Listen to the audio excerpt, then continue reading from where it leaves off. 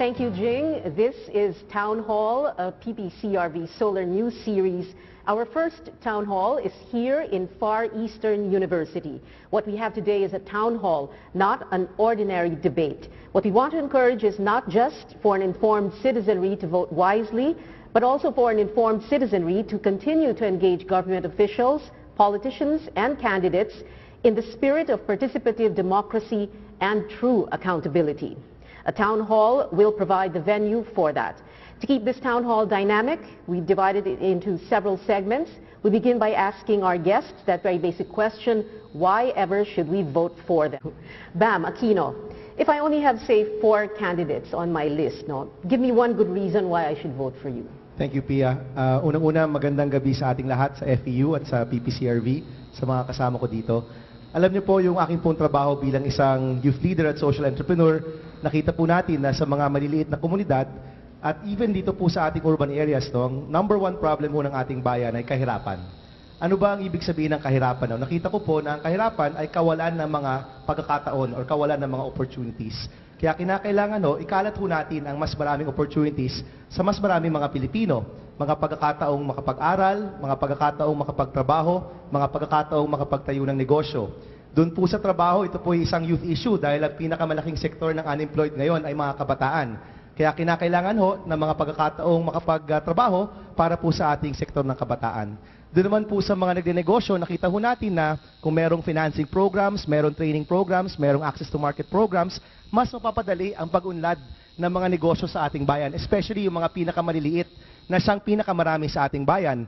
Alam niyo po, 90% ng mga entrepreneurs sa Pilipinas ay mga micro-entrepreneurs, mga sari-sari store, mga local vendors, mga magsasaka. Ito po yung sektor na nangangailangan talaga ng tulong.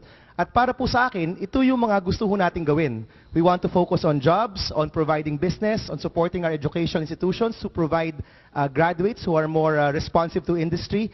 Ito po yung mga gusto ko pong ipaglaban at siguro po, kung ito rin yung gusto nyong makita at gusto nyo rin ipaglaban, sana po isipin nyo pong iboto ako. Thank you very much. Maraming salamat po. In this segment, we're going to be introducing questions from the sectors. PPCRV represents and is very close to many marginalized sectors of society. So what we will do is we have a fishbowl over here, and you will pick the sector that you will be questioned about. And Bam will now get to choose his particular sector, which is Women's sector.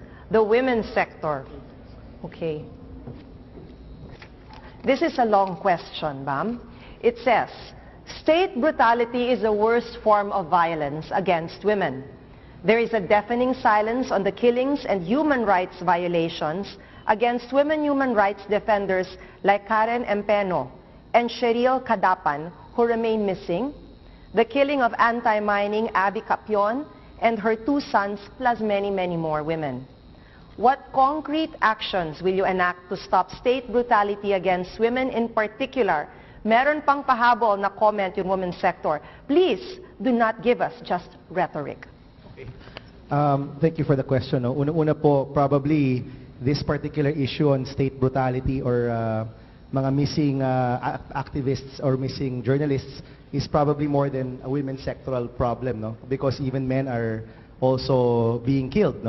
And palagay ko po, napakalubha talaga na until now, marami pa rin tayong journalists and activists who are being killed left and right or who are missing.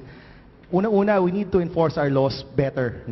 And even if you're in the military or if you belong to the state, you're still subject to the laws of this land. Wala hong sacred cows dito. So palagay ko po, unang-una, we have to be able to implement our laws properly.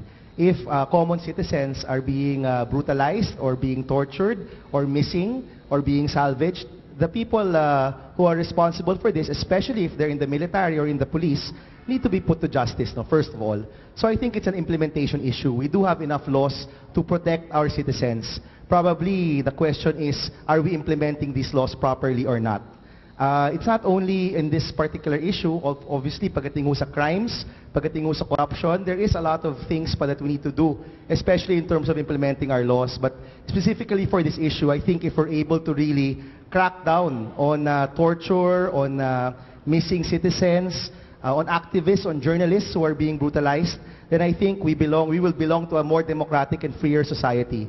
But I would agree that this is an executive department problem, and if I get to the Senate, Thank we will you, Bam. definitely work on enforcing these laws better and properly. Thank you very much. Bam. James Earl Chu, third year Bachelor of Laws. Your question? Good afternoon.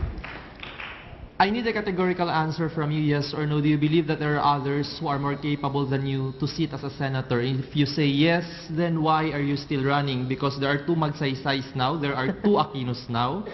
Senator Maceda has been the Senate President for the past. JC, how about in Zambales, what have you done? Why still run? I mean, do you think it's time now that we come up with a policy on political dynasty? I mean, it's not that difficult to define. Wow! Dapat ikaw ang tumakbo. Teka, sino sasagot? Sino gusto mo? Sana lahat sila. Nako, lahat sila. Okay, let's try this. Bam. Well, kung yung tanong is, why are you running? No? Because I want to serve. No? Are there other people who are better than me? Probably in different fields. Pero kung tutusin, kung titinan mo naman kaibigan yung mga nagtataguyod na mga issues ng kabataan, hindi naman ganun karami yan pagdating sa mga tumatakbo. Sa mga social entrepreneur, mga nagtrabaho sa mga maliliit na komunidad, hindi rin yan ganun karami doon sa mga tumatakbo. No? So palagay ko yung mga issues na tinataguyod natin ay importante yung mga issues. At I guess at the end of the day, lahat naman kaming tumatakbo. It's because we want to serve. Gusto naming manilbihan. Now, nasa taong bayan na yan kung pipiliin na itong taong gustong manilbihan, gusto rin namin o hindi. Open mic segment gives the school that's hosting the town hall the right to choose one topic for the discussion. And FEU, Far Eastern University, chose the cybercrime law that is now, I guess, in limbo. So let's begin with this. No? There's an indefinite extension of the TRO by the Supreme Court. What should be done now? What's next? No? What do we need to do? Bam, Aquino? I think it's been discussed a lot na. No? Palagay ko po kasi yung proseso ng cybercrime, nagsimula ito, it was really made for anti-hacking, anti-child pornography. It began with a lot of good intentions. No? Then it all basically went haywire when during the Senate, they put in the libel, during the BICAM, they put in the libel provision. So unang-una, I think we should wait for what the Supreme Court will say, whether these certain provisions are unconstitutional or not. Okay. Let's say that they decide that they are constitutional, that they will continue. Personally, if we do get to the Senate next Congress, hopefully po, unang-una, we amend the provision on libel, and secondly, we can even take it a step further and decriminalize libel altogether. Okay, thank you very much for your replies to those questions on the cybercrime law. We move on now to the one-word segment, and in this segment, Anna and I will take turns throwing words, very harmless words, at our guests, and they need to respond with just one word. Bam, Twitter. 140. 140 characters only. Too short. Too short. Forbidden love. Masarap. What? And you would know, huh? Okay. Noy. Mr. President. Cory Aquino. Best Philippine President.